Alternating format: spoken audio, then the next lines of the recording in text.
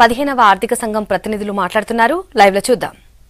Here by my colleagues, by our media advisor Mosami there, by member Dr. Ramesh Chand, by member Dr. Anup Singh, by Secretary of the Commission Shri Arvind Mehta, and Joint Secretary Ravi Kota, Joint Secretary Mukmeet Bhatia, and our Economic Advisor Anthony Syriac.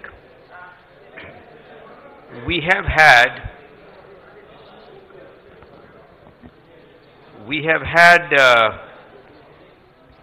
3 full days in some ways.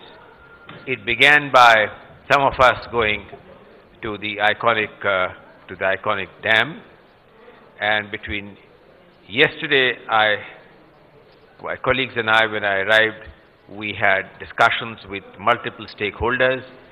We already yesterday met with the third tier, with the panchayat, with the urban local bodies, and with the mandal parishads.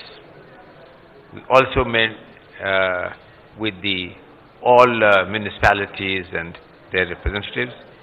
We had a very robust discussion with representatives from trade and industry yesterday. We also had a lively interaction with representatives of all political parties to get the full perspective on the opportunities and challenges which face Telangana. Today we have had very intensive discussions with the Honorable Chief Minister and his colleagues. Well, today was a lucky day because today he has also expanded his Council of Ministers, and this was perhaps for some of them their first official meeting when the newly inducted ministers in the Council of Ministers of the Telangana took part here. Also, I think in some ways this is a bit auspicious because we are in Jubilee Hall, and I was given to understand that this remained closed for 5 years, and that our interaction was the first event in the newly renovated and newly furbished Jubilee Hall. So I think many auspicious things with which this commission began and has concluded its visit.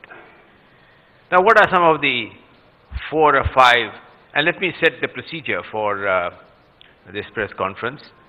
I'm going to make a few brief observations on my broad takes from the discussions which we have had, and thereafter I will be quite happy to, my colleagues and I will be quite happy to answer and address any specific question which any of you may have. So the first important thing, imprint which comes to my mind is that Telangana, ever since the formation of the Telangana state, they have turned the trend on growth trajectory.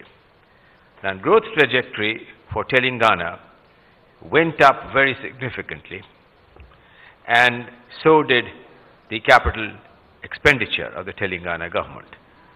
They also witnessed a revenue surplus, although there are some issues that the analysts and accountant general have raised about the nature of that revenue surplus. Also, I think that they are among the few states where the performance from the GST is well above the threshold of 14%, and they did not need any additional assistance except in the first few months of the GST from the compensation fund. Now that is a plus point because the GST revenues of Telangana continue to grow at a very healthy rate, and we hope that that will continue to in the region of 20% or so in the period to come. Also, Telangana has been ranked as the second best state on the ease of doing business. This is no mean joke, considering the many handicaps with which this government was formed.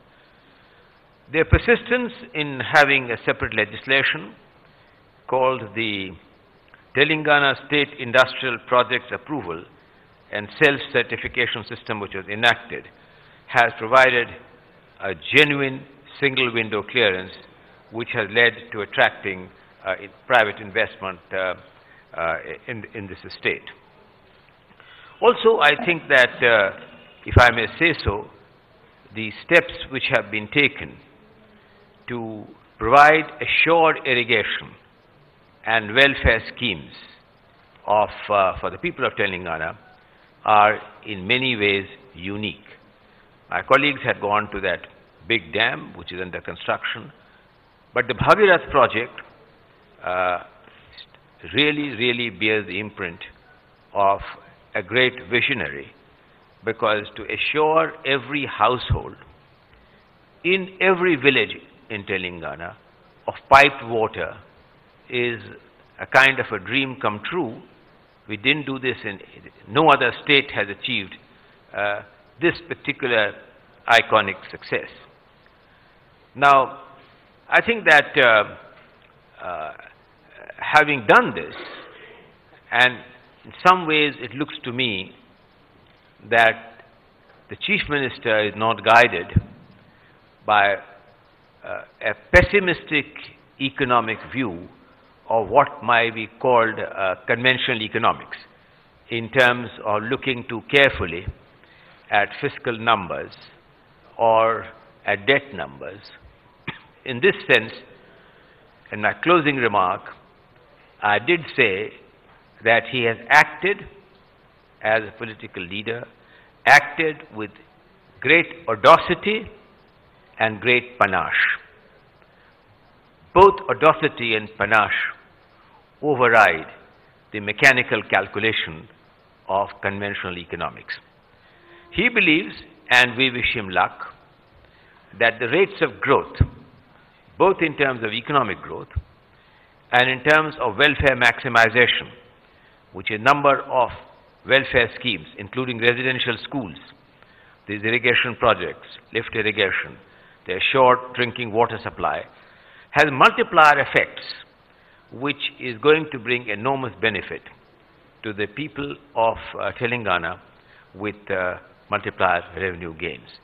Right now, from one point of view, the fiscal deficit and the debt picture look somewhat stressed, but he believes that the advantages which these initiatives bring will bring great welfare benefit, improved education, higher agricultural productivity, better quality of performance on the health index, and that therefore in the coming years these large lumpy investments are going to prove economically beneficial given their multiplier effect.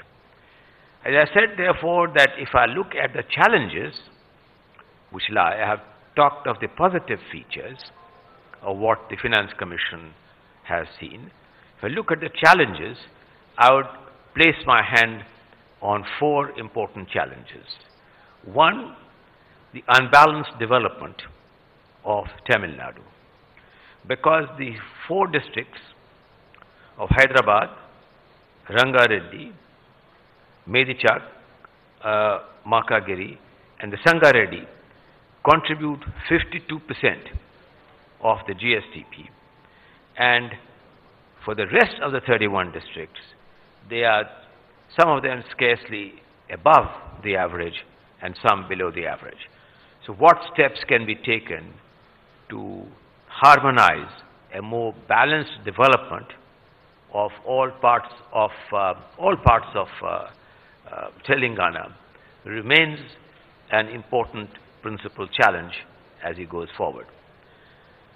Second, we did request, since both the fiscal deficit and the debt to GDP look a little problematic, I have requested the state government to give me a medium-term roadmap both on debt and on fiscal deficit, which was going to cover the period of the award of this 15th Finance Commission.